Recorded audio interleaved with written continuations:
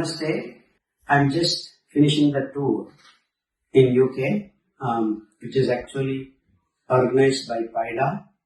Padma Garu has initiated these programs, and I had a wonderful time in the last 12 to 13 days. And I was amazed with the dedication and commitment Padma Garu and Dr. G.K. Garu are trying to spread our traditions, Bharatanatyam, Kuchipudi Natyam, music, the arts. They are bringing people and spreading our Bharatiya Samskruti all around the world.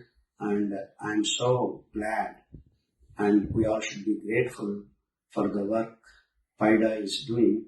And I sincerely congratulate Padma and her husband, Dr. G.K. Garu, doing what they are doing sincerely.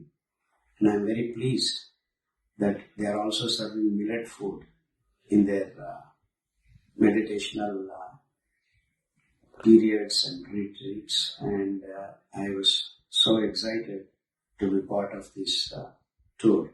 So I really thank Padma Garu and Dr. G.K. Garu.